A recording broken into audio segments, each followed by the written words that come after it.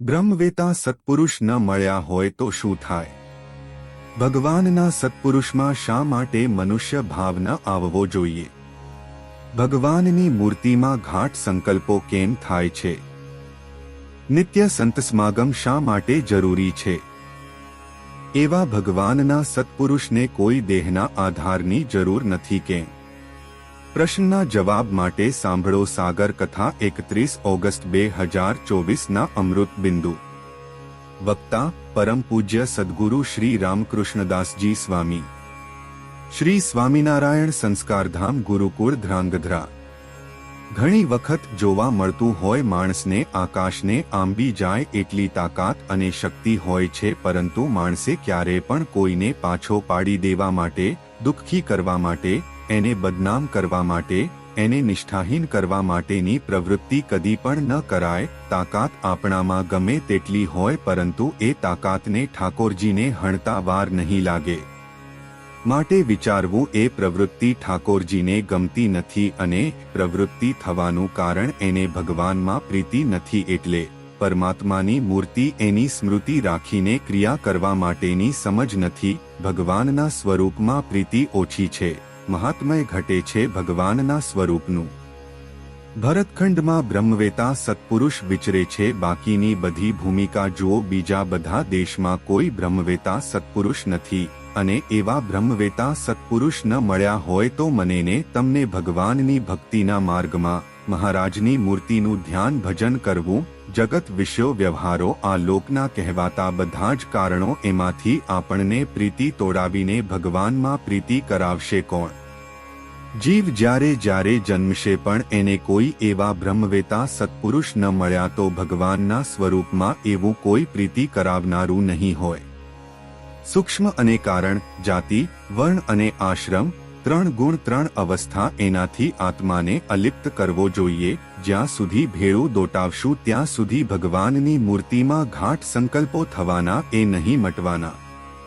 જીવ જ્યાં સુધી મન ધાર્યું કરે છે અથવા મન ધાર્યું કરવાનો સંકલ્પ રહે છે ત્યાં સુધી દેહાત્મ બુદ્ધિ સોતું બધું જ થાય છે. ભજન, ધ્યાન, સેવા, પરિચર્યા, વ્રત, દાન, પુણ્ય બધું જ. નિત્ય સંત સમાગમ મન કર્મ વચને કરીને કરવો. ત્યાગી ગૃહસ્થ બધાયની વાત છે. પોતે સદ્ગુરુ થઈને બેઠો હોય તો એને આ લક્ષ્ય રાખવું જોઈએ. માન, અહંકાર, ઈર્ષા આ બધું છોડવું પડે. આપણને એમ થાય કે એમાંય રહે, એમાં તો રહે જ ને. ત્યારે કોઈ ગૃહસ્થ હોય અને એનું મકાન ગમે તેવું હોય, સોનાના પતરાથી મઢેલું હોય, પણ એમાં કીડા મકોડા મચ્છર આવે કે ન આવે? મચરિયાને એવું થાય કે આ સોનાના પતરાથી મઢેલો બંગલો આપણે એમાં ન જવાય, એ તો ગમે ત્યાંથી ઘૂસી જાય.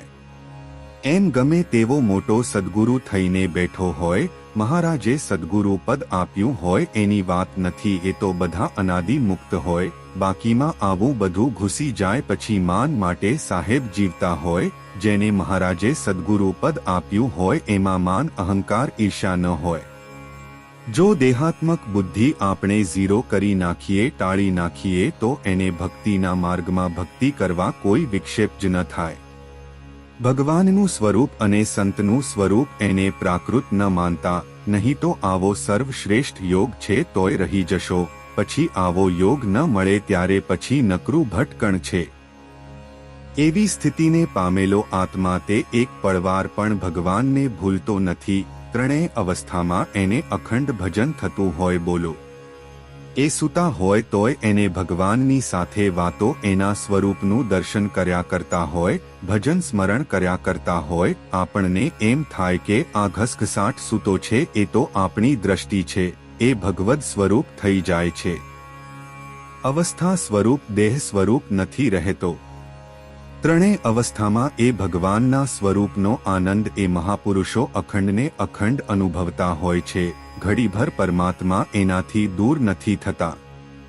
જેમ માછલી સમુદ્રમાં અખંડને અખંડ સમુદ્રના જળનો આનંદ માણતી હોય છે, એમ છે ને આ મુક્ત અખંડને અખંડ ત્રણેય અવસ્થામાં ભગવાનની મૂર્તિનો આનંદ માણતો હોય છે. આ સિવાય બીજું દ્રષ્ટાંત આપવા જેવું નથી. એટલે આપણે આ આપીએ. બાકી એ માછલીનો દેહ જ્યારે શાંત થઈ જાય ત્યારે પછી માછલીનો આત્મા સમુદ્રના જળનો આનંદ નો માણી શકે. એ તો કર્મ પ્રમાણે ગમે ત્યાં આનંદ માણવા જતો રહે, પણ મુક્ત છે એ તો અખંડ, એ તો દેહ હોય તોય ભલે ને દેહ ન હોય તોય ભલે. મહારાજના મુક્તને ભગવાનની મૂર્તિનું સુખ લેવામાં એને કોઈ દેહના આધારની જરૂર નથી. તો આપણને એમ થાય કે આપણી સામે દ્રષ્ટિગોચર થતા હોય એનું કેમ સમજવું? એનું એમ સમજવું કે દયાએ કરીને આપણા માટે એ આપણને દ્રષ્ટિગોચર થાય છે.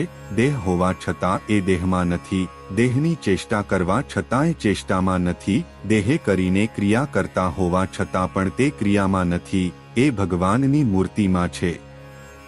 એવા બ્રહ્મવેતા સત્પુરુષ ભગવાને આપણને જો આપ્યા હોય અને પછી જો દેહાત્મ બુદ્ધિ રહે તો સમજવાનું કે આપણી સમજણની, આપણા જીવનની માન ઈર્ષ્યા આ બધાની કઠણાઈ એટલે નથી સમજાતું. દેહાત્મ બુદ્ધિ મૂકી નથી શકતો, આ લોકના બધા ભાવ છોડી નથી શકતો. આવી કઠણાઈ છે તોય પણ માનતો હોય પોતાને તો બધું સર્વોત્તમને અતિશ્રેષ્ઠ અતિ ઊંચાઈએ હું બેઠો છું એમ માનતો હોય. માટે વિચારવું તને ભગવાને એવા બ્રહ્મવેતા સત્પુરુષ શા માટે આપ્યા? એની ઓળખાણ કેમ પ્રભુએ તને કરાવી દીધી? એનો મેળાપ શા માટે કર્યો? ભગવાને તને એવા સત્પુરુષ ગોતીને સારામાં સારા સદ્ગુરુ કે જે ભગવાનને ગમતા હોય અને મહારાજને એ સત્પુરુષ એ મુક્ત ઘડીભર દૂર કરવાની ઈચ્છા મહારાજને ન થતી હોય, મહારાજ પણ એનું સામીપ્ય અખંડ ઈચ્છતા હોય, એવા મુક્ત મહારાજ આપણને આપે. પણ હવે આપણે આ લોકના ગલુડિયા જેવા તે સાઈટમાં એઠવાડો હોય એમાં પ્રીતિ કરીએ. મહારાજને મહારાજના મુક્ત એને બાદ કરીને જેનામાં પ્રીતિ આપણે કરીએ તે બધું સાઈટના એઠવાડા જેવું જ છે. બહુધા જીવ ભગવાનના સત્પુરુષ પાસે આ લોકની કામના માટે જતા હોય છે. દેહાત્મ બુદ્ધિ ટળી જાય અને હું આ લોકના કામનો ના રહું એવો થવા માટે કેટલા નીકળે. ગોવિંદ શેઠના ઘેર મહારાજ ગયા તો મહારાજ કહે માંગો ગોવિંદ શેઠ. શેઠ કહે અમને તમારા સ્વરૂપમાં પ્રીતિ થાય એવી કૃપા કરજો, આવું માંગ્યું. મહારાજ કહે અમારી કૃપા થાય પછી તમે આ લોકના નહીં રહો, સગા સંબંધીના નહીં રહો. તો કે મહારાજ એવું હોય તો તમારી કૃપા તમારી પાસે રાખો.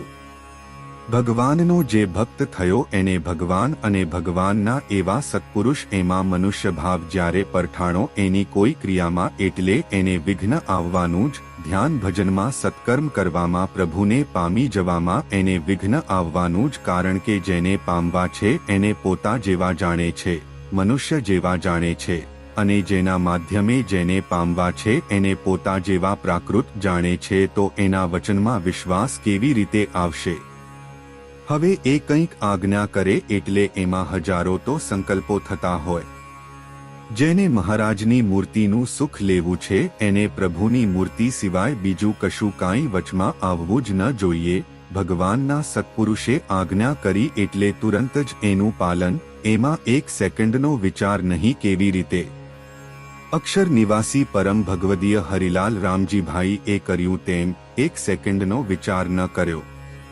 25 વીઘાની વાડી આપી દીધી ગુરુકુળ કરવા માટે. આનું નામ છે ને ભગવાનના સત્પુરુષના ચરણમાં સમર્પણ કહેવાય આપણું. અને આવી ભક્તિ હોય અને એ આત્માએ ધ્યાન ભજન ના કર્યું હોય અને એ આત્મા એકાંતિક ન થયો હોય તો એ મહાપુરુષ એકાંતિક સ્થિતિને એક ચપટીના અવાજમાં પમાડી દે.